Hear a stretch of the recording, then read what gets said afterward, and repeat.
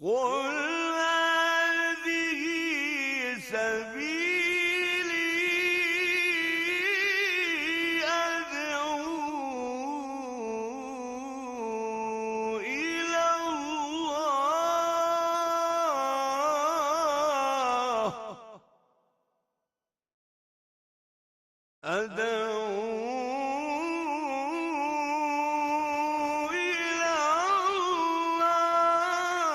على بصيرة أنا ومن اتبعني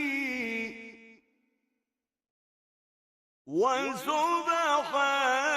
الله وما أنا من المشركين. بسم الله الرحمن الرحيم. إن الحمد لله نحمده ونستعينه ونستهديه ونستغفره ونعوذ بالله من شرور أنفسنا ومن سيئات أعمالنا. من يهده الله فلا مضل له ومن يضلل فلا هادي له، وأشهد أن لا إله إلا الله وحده لا شريك له، وأشهد أن محمدا عبده ورسوله صلى الله عليه وعلى آله وأصحابه وسلم تسليما كثيرا. أما بعد. Last week we started off taking an introduction into Walaa and Baraa. Then we took a statement of Abu al-Wafa ibn Aqil on knowing the status of the Ummah through Walaa and Baraa.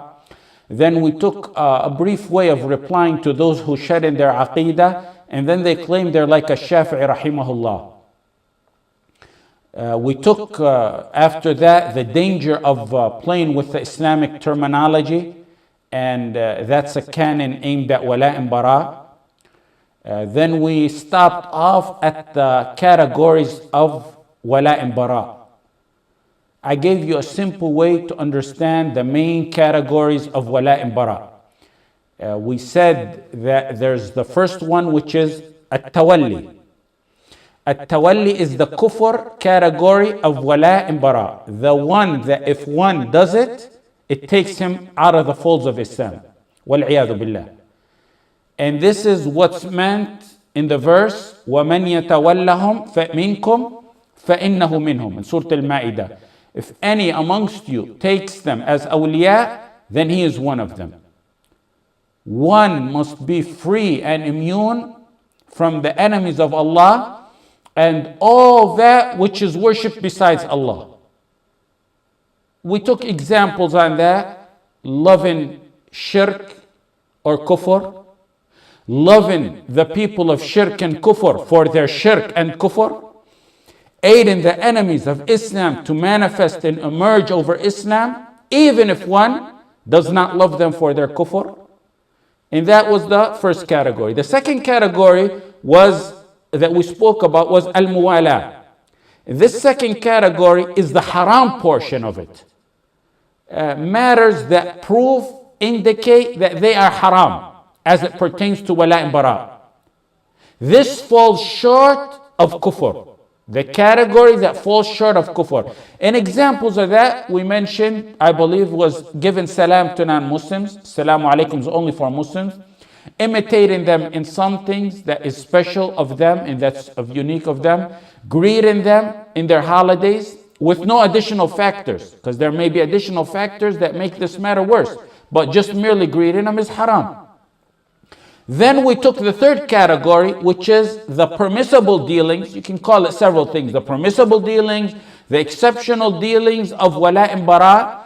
And the main proof for that, and this is where we stopped off. The main proof for that is لا ينهاكم الله عن الذين لم يقاتلوكم في الدين ولم يخرجوكم من دياركم أن تبروهم.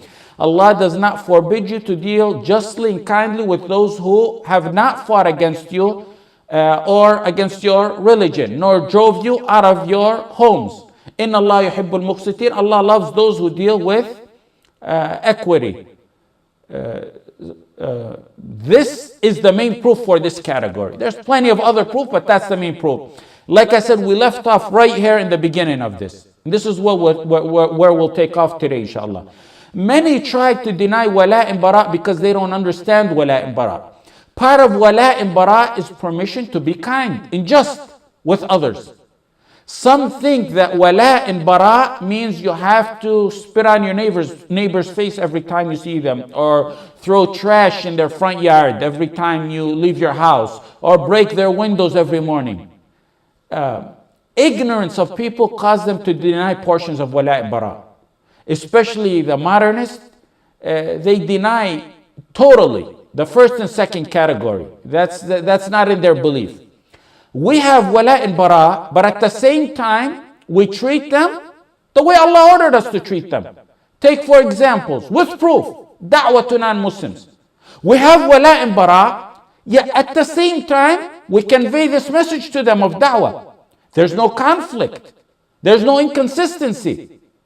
Because our feelings, our emotions, our actions, every part of us is restrained by Allah who told us how to act.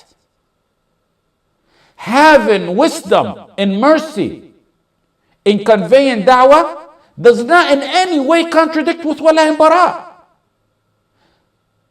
And da'wah is not just preaching. Many think that da'wah is just to go and preach to them. And that's one of the forms of da'wah. But being kind, so that opens the other people's hearts to da'wah, that's part of da'wah. That doesn't conflict with the heart belief of Walaa and Baraa and the love and despise portion of Walaa and Baraa. There's many verses in the Quran that back this up.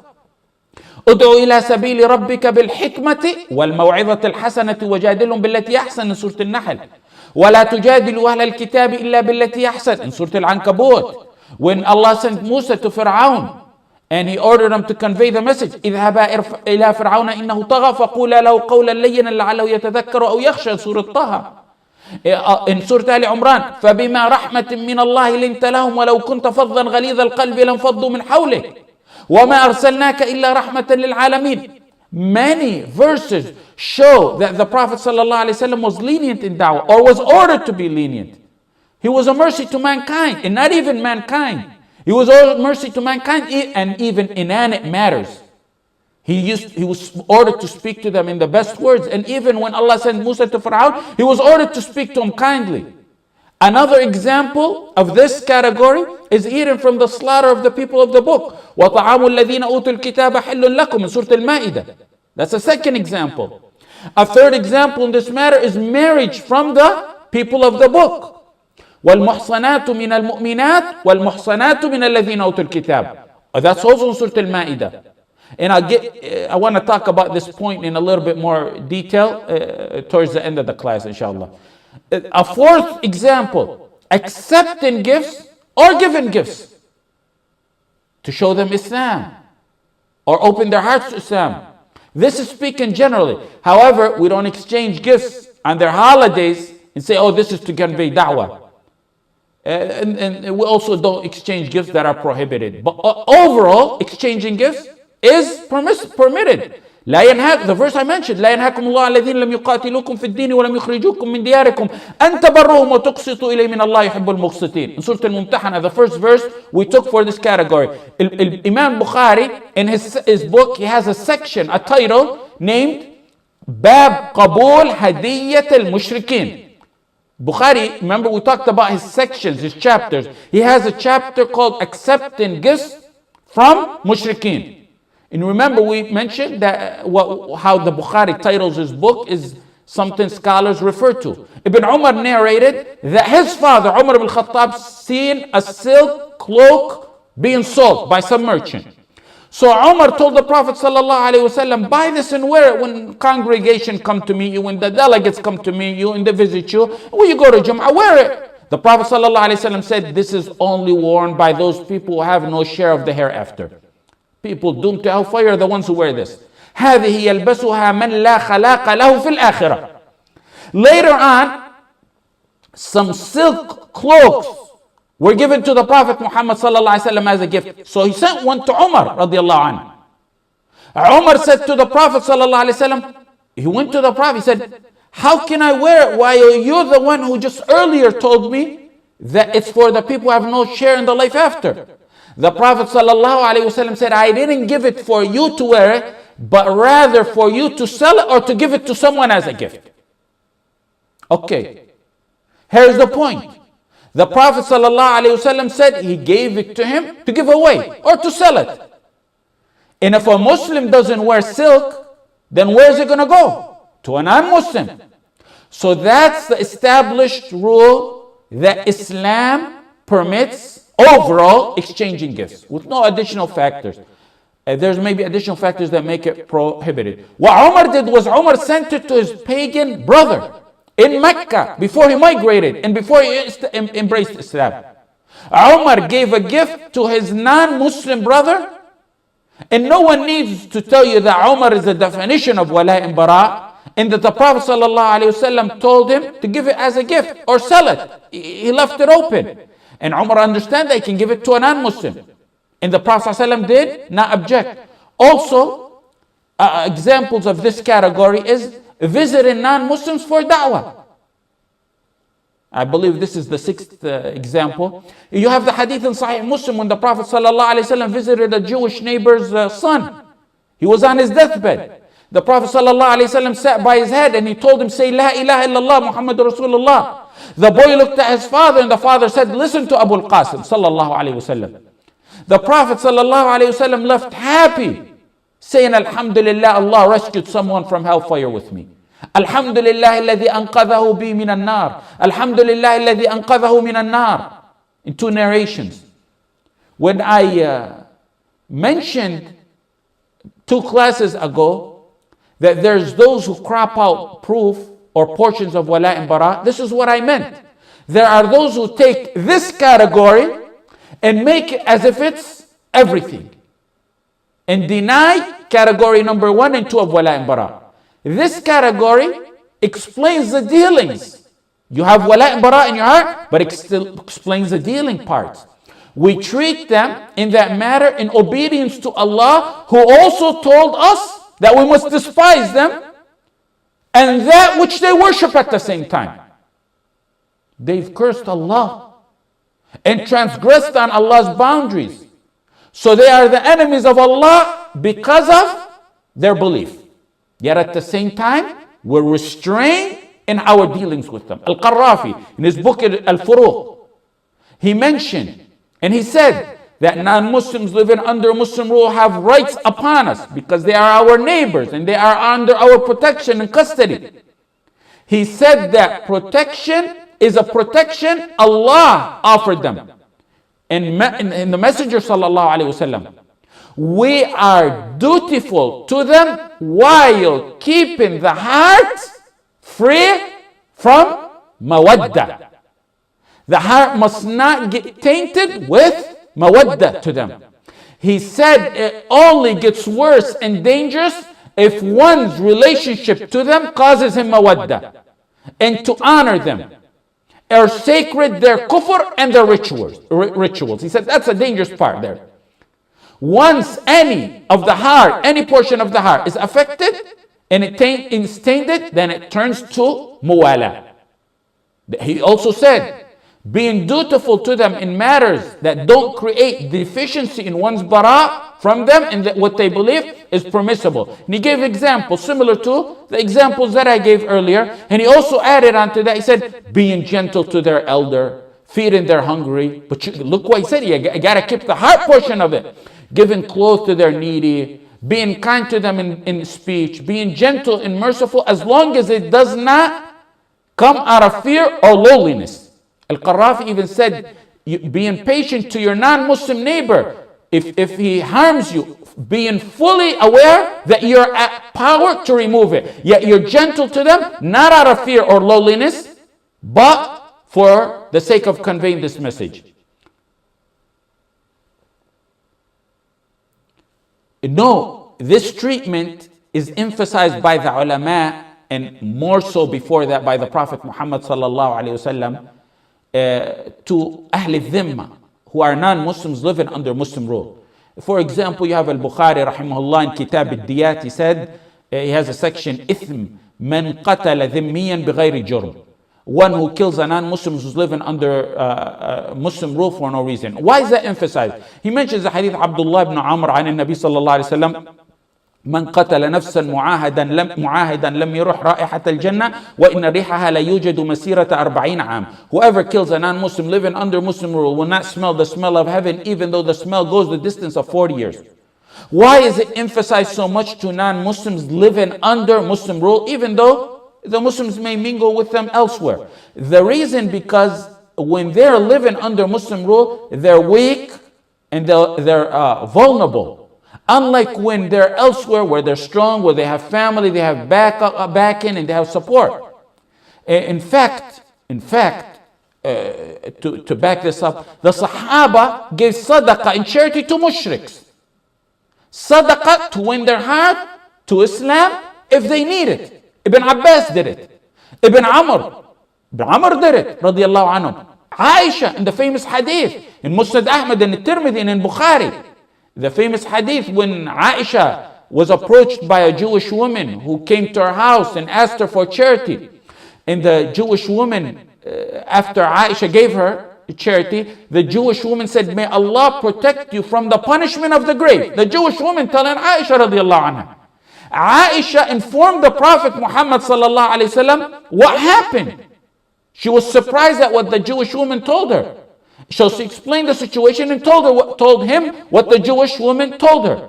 He said, yes, there's the punishment of the grave. Everyone hears it except the animal, even the animals, except the human beings. Had there been anything wrong with her taking the gift, given the sadaqah, or the Prophet ﷺ would have informed her, because he's legislating and his silence is approval. Not having bara from them, as in category 1, the kufr aspect of it, or the second one, the haram aspect, does not conflict with treating them with the justice of the Quran and the Sunnah. I don't recall since I was a child that we ever had a neighbor to my father, next door to my father, who did not become Muslim by the will of Allah, and then after that on the hands of my father, may Allah grant him a long life full of deeds. I remember in the mid-70s, as a child, a neighbor who used to fix my bike, an old man, retired from the Navy. My father would always talk to him Islam. And I remember as a young kid, and this is back in the days when Islam was not as common as you heard today. It's rare for someone to say I'm Muslim or to know or hear of what Islam is. The neighbor took his shahada. And as a child, I remember that my father never left his bedside when he was on his deathbed. And he made sure to take a few Muslims to bury him the Islamic way. And he said his shahada in his final moments. And my father asked him while he was on his deathbed, when he was no longer able to speak, he put his hand on his hand. He said, "Squeeze my hand if you feel pleasure." And he did. Just a few weeks ago, I was walking into my father's house on Friday, and the neighbor told me, "Tell your father thank you," an older lady. And I said, "For what?" She said, "Every Friday he puts some groceries in front of my house for a long time." Wallahi, I nor any member of our family knew that for the longest time, that he's been doing it for a very long time.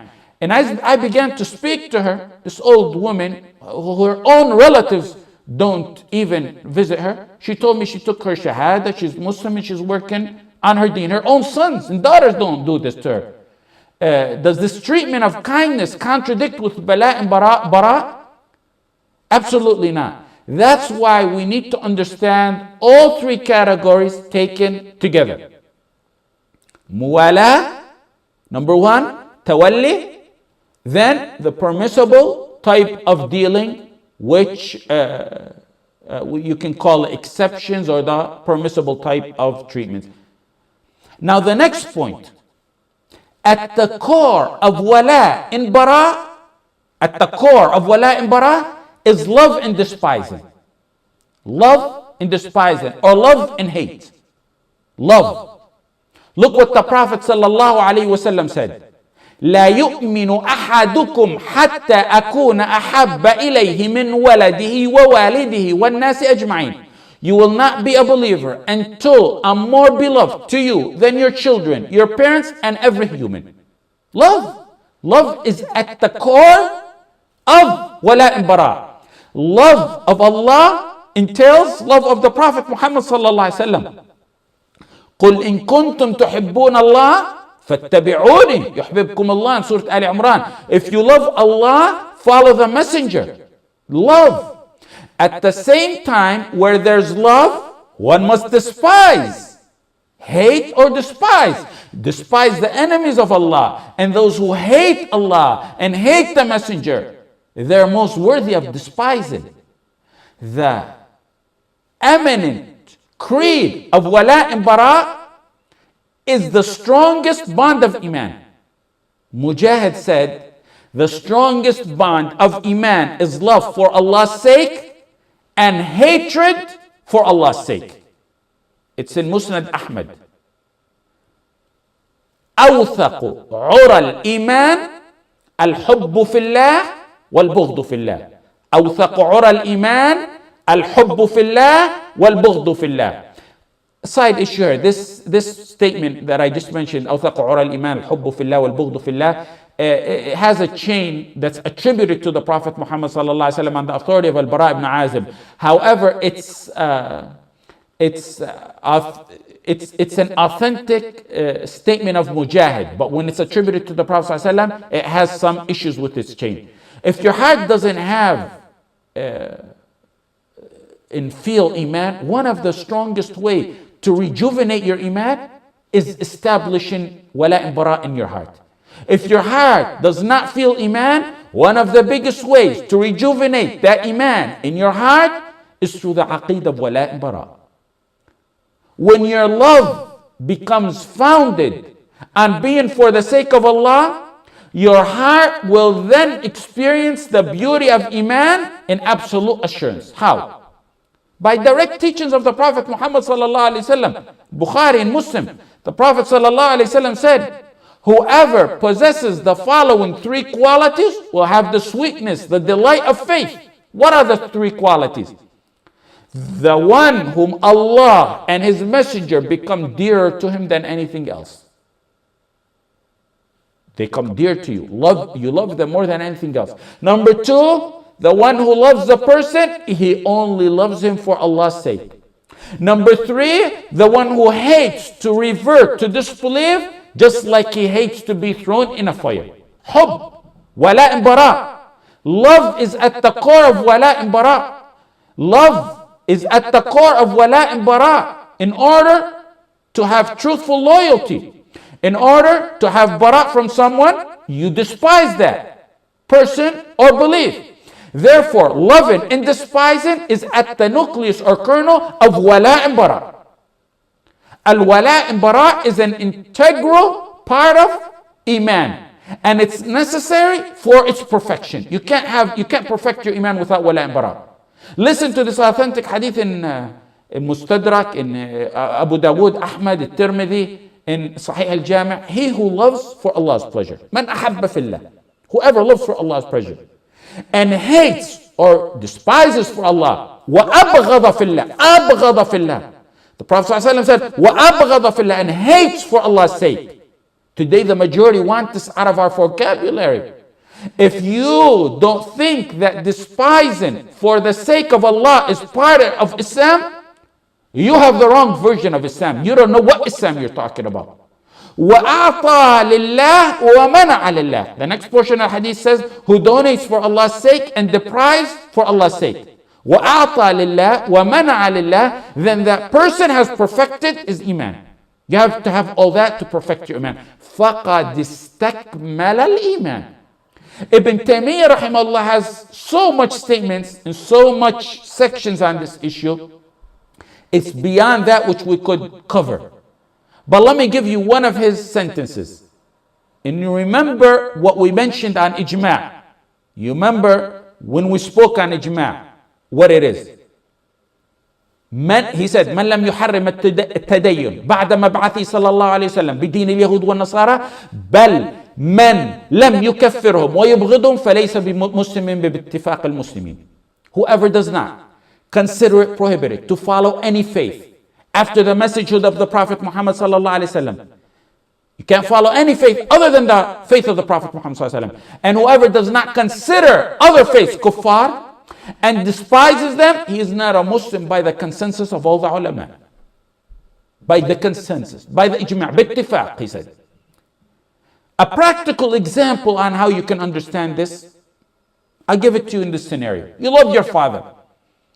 Your father gave you a business. He opened a business for you. He owns one like it.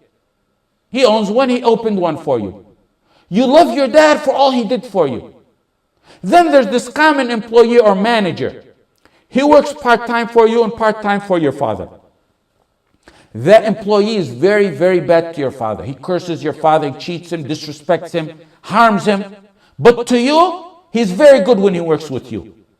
And you and him get along. With your father, he's an oppressor, he's a liar, he's a scammer.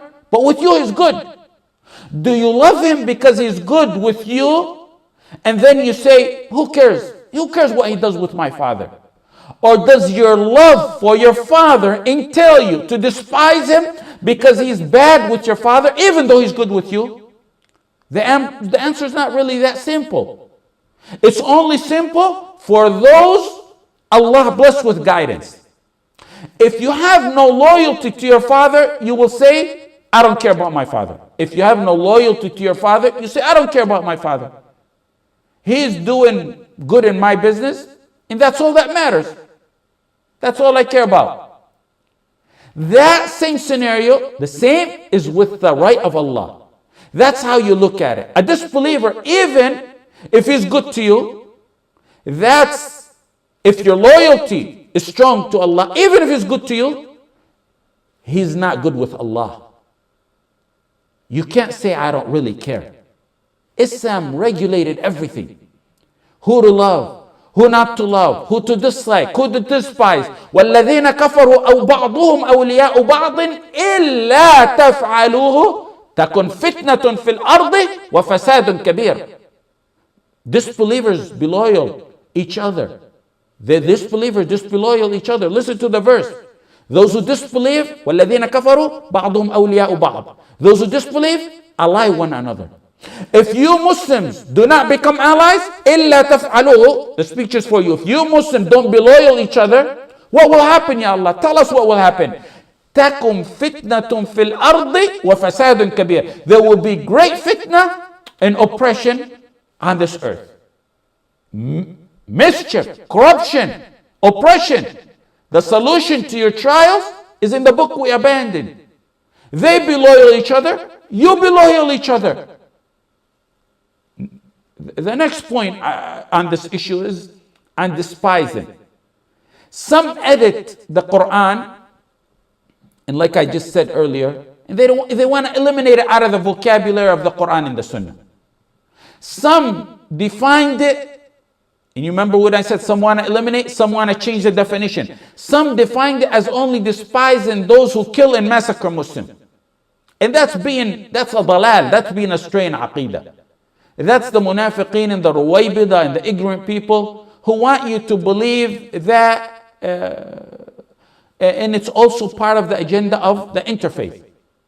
Those who say that despising in bara is only for those who massacre Islam and Muslims are making transgression on themselves, their lands, their nations, or their family, a bigger transgression than it would be if it was on Allah. Basically, whoever defines despising in bara narrow like that, they say we despise and we do bara on anyone who transgresses upon us. But if they transgress on Allah, it's okay with us. It's okay. If one loves Tawheed and Muwahideen, it's immediate in his heart that he estranges himself from every opposite of it. You love your parents, so you estrange yourself from those who curse them. You love your wealth, so you estrange yourself from those who transgress on it. You love your wife, you estrange yourself from anyone who speaks in her honor. Would anyone, let me ask you this, would anyone truly love his wife, tell her, I love you, sweetheart, day and night, and then someone calls her a prostitute, but that husband who tells her, I love you day and night, says, I can't hate that guy who called you a prostitute. I can't despise him. He called you a prostitute, but I love him. You know what's the result? she's going to pack up her belonging and walk away and say, all that talk of you loving me, that means nothing. Love for your kids makes you estranged from anyone attempting to hurt them or speaks ill of them or wants to harm them. What about Allah? In Bukhari, يشتمني ابن آدم وما ينبغي له أن يشتمني. يشتمني ابن آدم وما ينبغي له أن يشتمني ويكذبني وما ينبغي له ويكذبني وما ينبغي له أما شتمه فقوله إن لي ولدا وأما تكذيبه فقوله ليس يعيدني. How can one have bara from one who cursed Allah? Allah said they cursed me. Allah said that. And transgresses on the rights of the oneship of Allah subhanahu wa ta'ala. He transgressed on the rights of Allah. He said, Allah said, the son of Adam has cursed me. Allah saying this in the Hadith al-Qudsi. And it's not his right to do so. Shatamani. Shatamani means he cursed me, he insulted me. As for his cursing me, it's when he claims I have a son. It's when your wife, someone curses you, estrange yourself from him. What about someone who curses Allah? Inanimate objects have more wala and bara than the hearts of many of those who call themselves believers today. وَقَالُوا اتَّخَذَ الرَّحْمَنُ وَلَدًا لَقَدْ جِئْتُمْ شَيْئًا إِدًّا تَكَادُ السَّمَاوَاتُ يَتَفَطَّرْنَ مِنْهُ وَتَنشَقُّ الْأَرْضُ وَتَخِرُّ الْجِبَالُ هَدًّا أَنْ دَعَوْا لِلرَّحْمَنِ وَلَدًا. They say Allah got a son. You have brought forth something terrible, something evil. Allah said, because of those words, the heavens are almost about to be torn.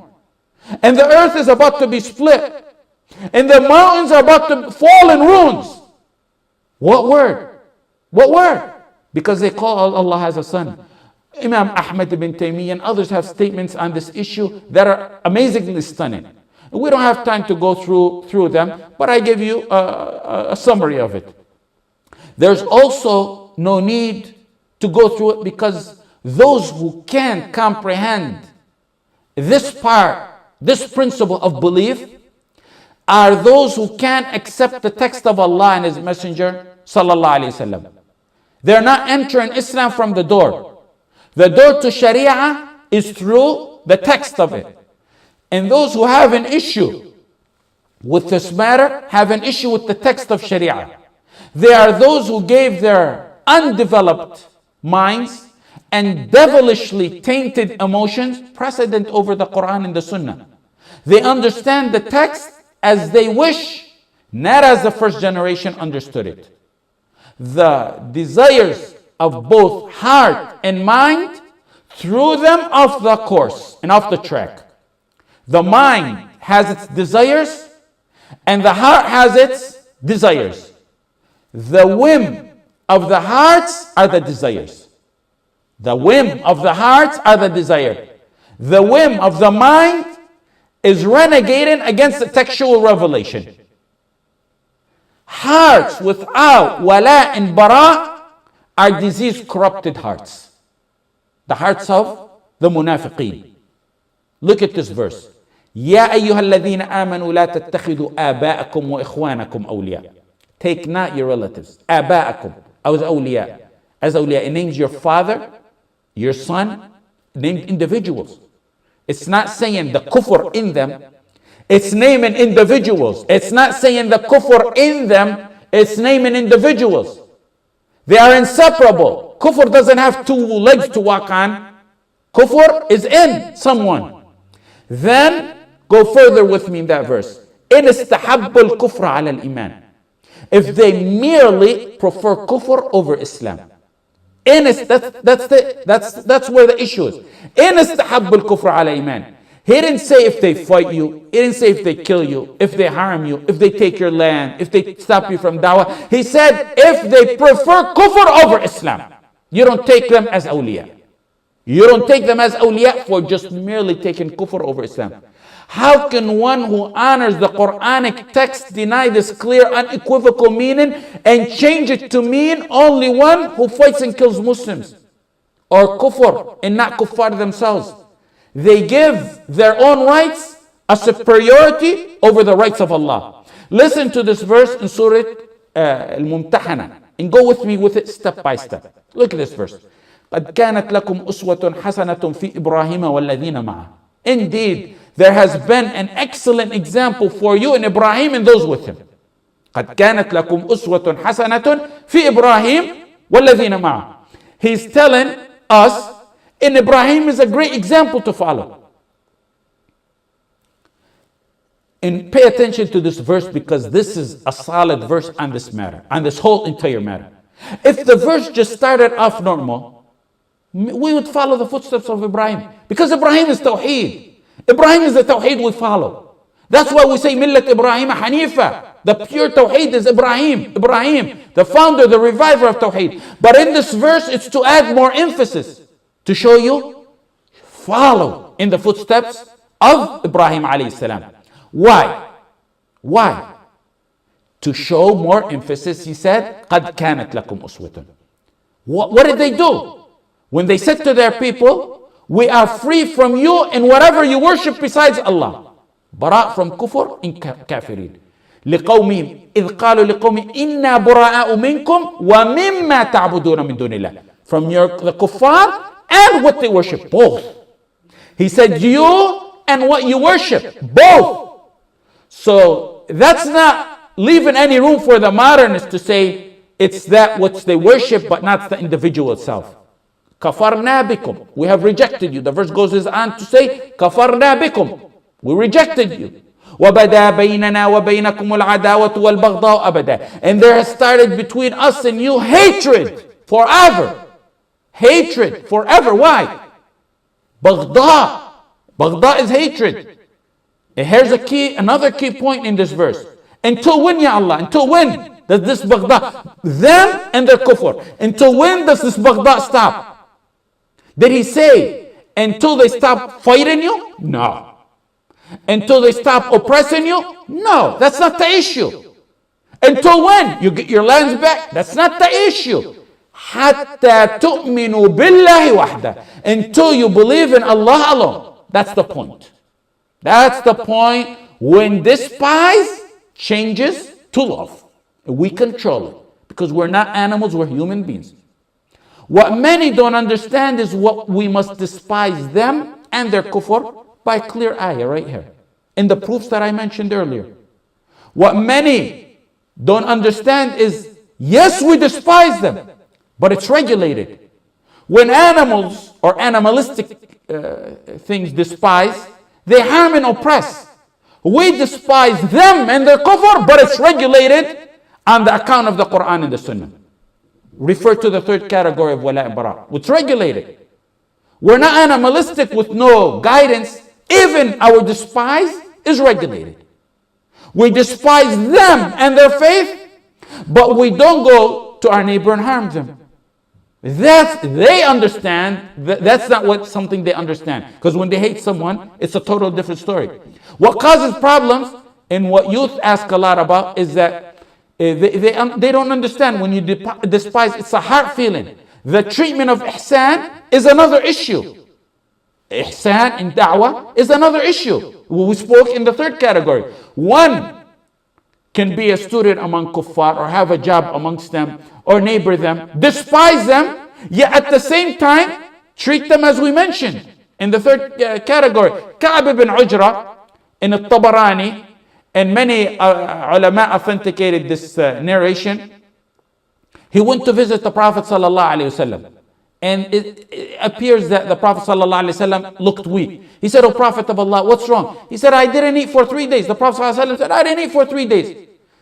Ka'b said, "I went to a Jewish man who was he was selling water or something, or giving water to his camels.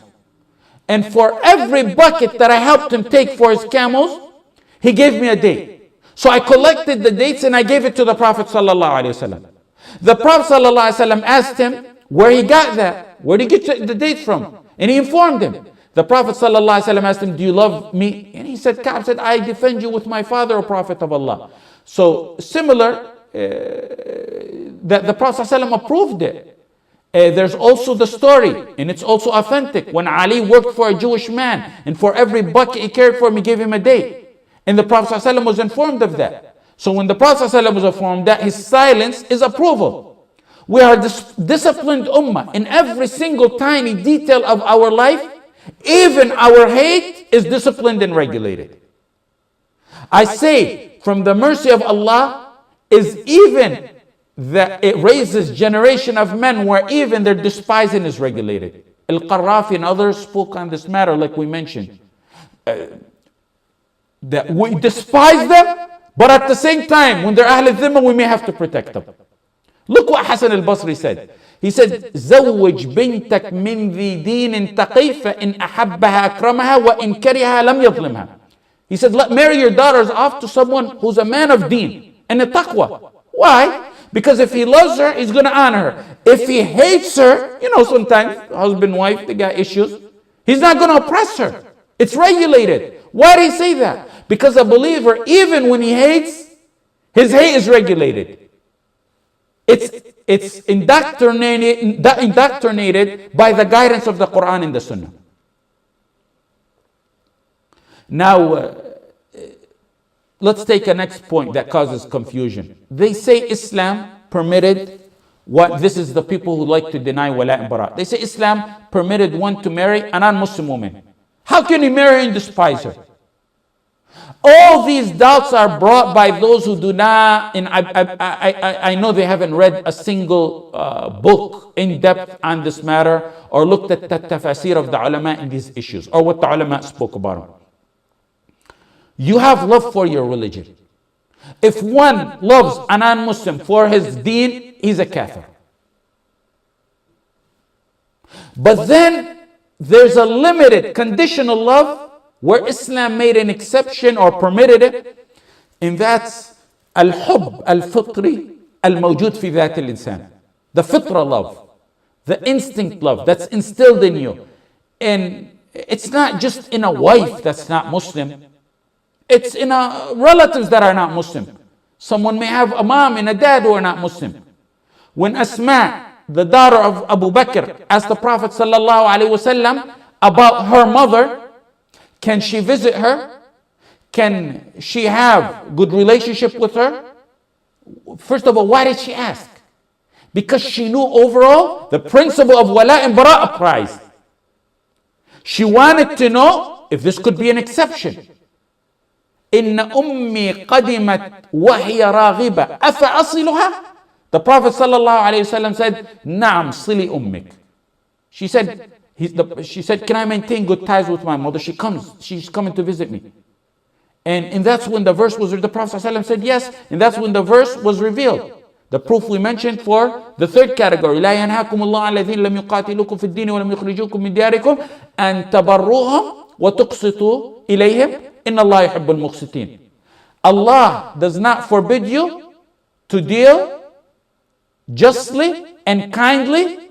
Allah does not forbid you to deal justly and kindly with those who fought against you. Allah loves those who deal in equity. Love of a kitabiyya, non-Muslim wife or parents who are non-Muslim is natural love. There's natural love and there's natural hate. Islam recognizes both. Take for example matters that Allah legislated. If you hate a matter, Allah legislated it. Because Allah legislated it, that's kufr, that negates one's belief. But Allah said about matters that He legislated that they're disliked. And He was speaking to the believers. Jihad. كُتِبَ عَلَيْكُمُ الْقِتَالُ وَهُوَ كُرْهٌ لَكُمْ. Holy fighting in the cause of Allah is ordained for you. Though you dislike it. Allah said you dislike it. كُرْهٌ لَكُمْ. It's a natural, not a religious dislike. It's not the religious dislike some people claim. Had it been disliked because it was revealed from Allah, that's kufr. Al-Qurtubi said it's disliked because one leaves his family, one leaves his town, one subjects himself to wounds, loss of limbs, and death. And that's why it's disliked. Not because it's a revelation or a command from Allah. It's disliked, but they were considered believers. Now, had they disliked it because it was from Allah, that would have been kufr. So there's a natural dislike that Islam recognizes. Just like there is a natural love that Islam recognizes, like what we're talking about here. Another example that Islam recognizes natural love or dislike is what the Prophet ﷺ said about wudu. Isbaghul wudu ala al-makarih. Making wudu on the disliked parts. It may be cold, maybe one has to wake up and wash his face and wash up. That's natural dislike. Had it been disliked for wudu because it's commanded by Allah or the Prophet Muhammad ﷺ, that would have been a kufr and a negator. But there's a natural dislike. Now, that we established that Islam recognizes natural love and natural hate. A man marries a woman from the people of a book. There's going to be natural love. You're going to love your wife, even she's not Muslim. That's natural love. There's no conflict between the natural love and the Sharia love and despise that we have. Look at the love of the Prophet ﷺ to his uncle. إِنَّكَ لَا تَهْدِي مَنْ أَحْبَبْتَ. Verily you, Muhammad, will not guide whom you like or you love. But Allah guides whom He wills. According to one opinion, pay attention, according to one opinion, that love here was for his uncle. You can't guide those who you love to guide. The love was his uncle. And that would have been the natural love. Like the love of a man for his non-Muslim wife, his parents, and relatives that are non-Muslim. I adopt the other opinion by other mufassirin who said that love in this verse is the love that Allah guides him. Other mufassirin said that. They said the meaning of the verse is إِنَّكَ لَا تَهْدِي مَنْ أَحْبَبْتَ هِدَايَتَهُ. Meaning the verse, they said, means you guide not whom you love to be guided. His love was for guidance for him, not for he himself. But even if we adopt the first opinion of the mufassirin, it would be the natural love that we're talking about here. The natural love for parents of Muslim, non-Muslim parents of some Muslim. His mom gave birth to him. His dad took care of him. There's going to be natural love. That natural love may not entail acceptance of what they do in disobedience to Allah. And that part you got to hate it. He doesn't go and carry their crosses or wears it around his neck or condone or participate in any of those rituals or activities. He doesn't go to his parents for dinner and sit on a dinner table, and if they want to initiate a prayer to Jesus, to Isa alayhi salam, he sits. No, he doesn't sit. There's natural love, but he jumps up and walks away when they want to. His Sharia love and his wala to Allah is overwhelms the love for the natural love for his parents. He will walk away because he doesn't want the curse of Allah to befall on him while they're supplicating to Isa. When the love of Allah is put at a test, the natural love like that of a parent or a spouse, of a wife, submerges, and the real ultimate love of Allah surfaces, leaving no traces of that natural love. Let me conclude with the story that explains the whole issue of natural love. The head of the hypocrites in Medina, he had a son who was one of the dearest and greatest Sahaba. Both the father and the son's name was Abdullah. Abdullah ibn Ubay ibn Abi Salul. Both the father and the son's name was Abdullah. The father Abdullah ibn Ubay ibn Abi Salul seen a dispute among the Sahaba in the battle of Bani al-Mustaliq. And as the hypocrites always do, they try to blow it out of proportion and instigate problems within this ummah to create divisions. He said, وَاللَّهِ لَإِنْ رَجَعْنَا إِلَى الْمَدِينَةِ لَيُخْرِجَنَّ الْأَعَزُّ مِنْهَا الْأَذَلِ. Allah quoted a portion of that statement in the Quran, in Surah Al-Munafiqun. If we return to Medina, indeed the honorable, he's talking about himself, Abdullah ibn Ubay ibn Abi Salul, the honorable me, the chief of the hypocrites, who was the chief of the hypocrites, will expel the low one, al-adhal, the Prophet sallallahu alaihi wasallam. He called him the low one. When the Prophet was told of this, he summoned the hypocrites who gave oath after oath. They lied in their oath that they never said any of that. So the Prophet sallallahu alaihi wasallam, judging by what's apparent, let it go. He can only judge by that which is apparent. Sallallahu Alaihi Wasallam. And that's a lesson to us, to judge only by that which is apparent. And he's the Prophet of Allah. His son went to the Prophet Sallallahu Alaihi Wasallam and listened carefully. He said, O Prophet of Allah, the people of Medina will tell you there is no man more dutiful than me to his father. And if it pleases you, Ya Allah, I will bring you my father's head. The son was a great Sahabi. Ya Allah, bring you my father's head. The summit peak of Walaa and Baraa. Yet there was natural love. Walaa and Baraa, but there was natural love. Of course, the Prophet ﷺ deterred him from killing his father. He said, بَلْ نَرْفِقُ بِهِ وَنَحْسُنْ صُحْبَتَهُ مَا بَقِيَ فِينَا. The Prophet ﷺ will be good to him as long as he is living amongst us. And this is from the kindness and wisdom of the Prophet ﷺ. That shows you how one can have natural love, yet at the same time have a strong belief in Walaa and Baraa. At the same time, when they got to Medina, he went to his father and he said, you will not shade in Medina nor step a foot in there until the Prophet ﷺ gives you permission. You are the low one and the Prophet ﷺ is the honorable. And again, he went to the Prophet ﷺ. The Prophet ﷺ let him go, told him let him go to his house safely, and told him not to harm him. It shows you how you can have both. In an extended narration of this, he said, فَوَاللَّهِ لَقَدْ عَالِمَتِ الْخَزْرَجُ مَا كَانَ لَهَا مِنْ رَجُلٍ أَبَرَّ بِوَالِدِهِ مِنِّي إِنِّي أَخْشَى أَن تَأْمُرَ بِهِ غَيْرِي فَيَقْتُلَهُ فَلَا تَدَعُنِي نَفْسِي أَنْ أَنظُرَ إِلَى قَاتِلِ عَبْدُ اللَّهِ بْنِ أُبَيٍّ يُمْسِي فِي النَّاسِ فَأَقْتُلَ مُؤْمِنًا بِكَافِرٍ فَأَدْخُلَ النَّارِ. He said, the Khazraj, wallahi, will tell you, there is not a man more dutiful to his father than me. If you are going to order someone to kill him, let it be me.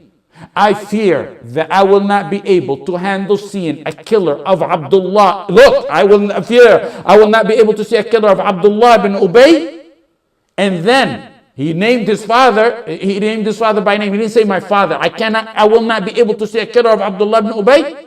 And I'll see that killer. And then I'll see him walking around in Medina. And I'll see that killer who's a believer. You ordered him to kill. And then I'll end up killing him out of, anger of him killing my father. So if you want anyone to kill my father, let it be me. And I don't want to kill a believer for killing my father.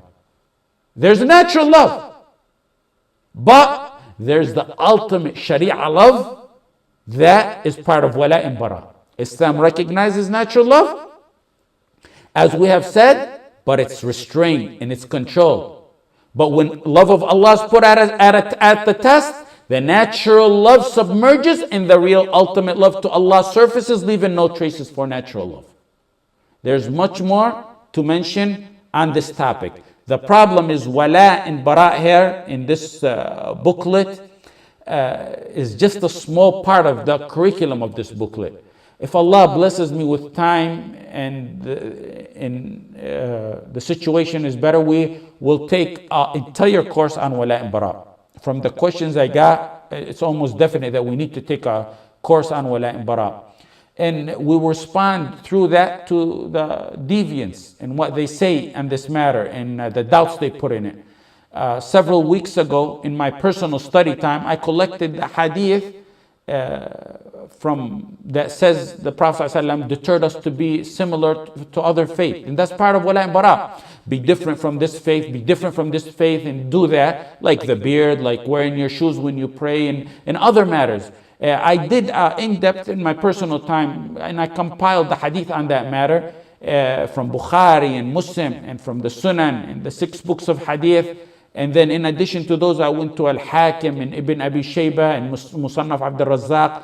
I collected all the hadith that I was able to get that say be different. That's an aspect of Walaa and Baraa. And I was able to come up with between 45 to 47 hadith that tell us to be different than other faith. That's a principle of Walaa and Baraa, being different than other faith. A group of it that I found was, of course, in Aqidah, be different from them in Aqidah. A group of it was to be different from them in tradition, in adat, to protect our Islamic manners and heritage and traditions. And to be different from them in hayat, in our appearances even. So it's a principle. And when I told the brothers, both online and I told you, and many wanted us to go over it. That is a part of Walaa and Baraa, being different from other faiths. Because, like we said, Walaa and Baraa is to shield and protect our identity. That is a principle, the overall principle of being different from other faiths. You be different.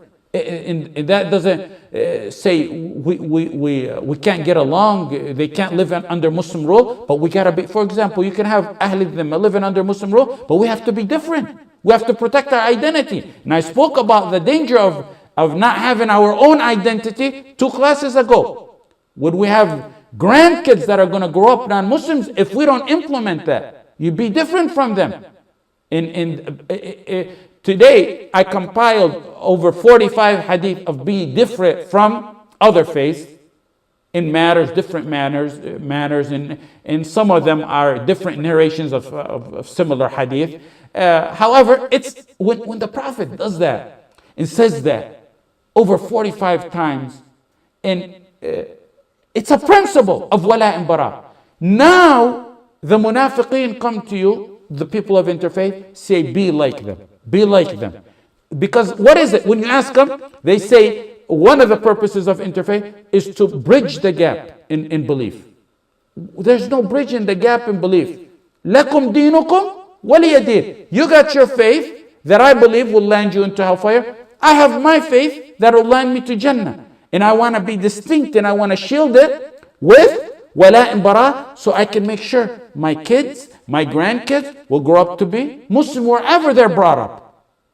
And the reason I mentioned that is just to go over those hadith, as many asked me to go over, that's going to be several halaqat. And really, we can't afford to do that within our sharh on al-usul al-thalatha. So, bi'idhnillah ta'ala, in the future, we will have Walaa and Baraa series, if you remind me about that. And part of that would be to go over those such hadith and to refute more doubts that the munafiqeen put and cast on, and the ignorant people, because many who don't understand it tend to like to put their input in it, in a whole series by themselves. Jazakumullah khair wa sallallahu ala Sayyidina Muhammad wa ala alihi wa sahbihi wa sallam.